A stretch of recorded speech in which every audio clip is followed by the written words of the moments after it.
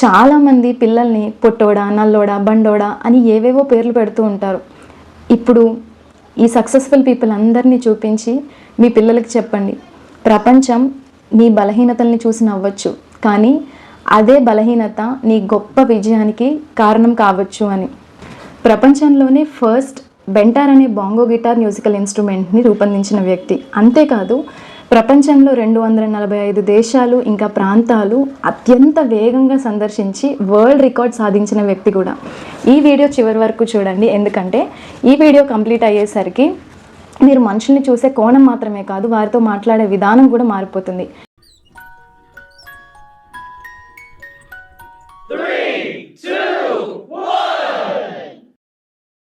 చరిత్ర మనకొక విషయాన్ని నేర్పింది. నిక్ వూయిజిక్ చేతులు కాళ్ళు లేకుండా పుట్టాడు. చాలామంది అతని జీవితానికి విలువే లేదనుకున్నారు. ఈరోజు ఆయన ప్రపంచవ్యాప్తంగా లక్షల మందికి ఇన్స్పిరేషన్గా ఉన్నారు. అరుణిమా సింహ ఒక ప్రమాదంలో తన కాలు కోల్పోయింది.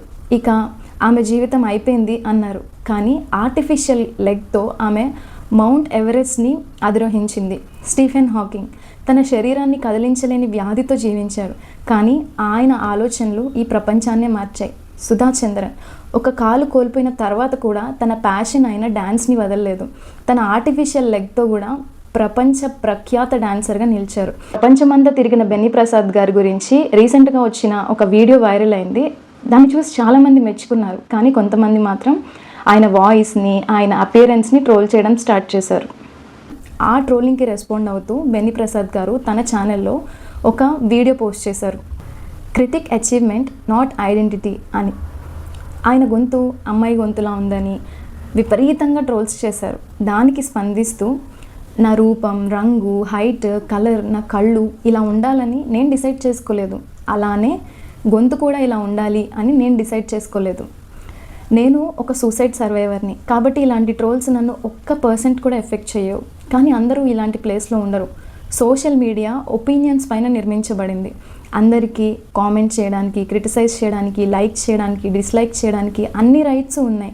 కానీ వాళ్ళు చేసేదాన్ని కామెంట్ చేయడానికి, వాళ్ళు ఎలా ఉన్నారో దాన్ని ఎగతాళి చేయడానికి చాలా తేడా ఉంది. కాబట్టి మన మాటలు వేరే జీవితాన్ని కట్టాలి కానీ విరక్కొట్టకూడదు అని అన్నారు. వాళ్ళ శరీరాన్ని చూసిన వాళ్ళు, వాళ్ళ వాయిస్ని చూసిన వాళ్ళు, వాళ్ళ బలహీనతను చూసిన వాళ్ళు ఒకటి మర్చిపోయారు. మనిషి విలువ తన రూపంలో కాదు, తన ఉద్దేశంలో ఉంటుంది. అందుకే ఒకరి పుట్టుకను ఎగతాళి చేయకండి, ఒకరి రూపాన్ని అవమానించకండి, ఒకరి వాయిస్కి తీర్పు తీర్చకండి.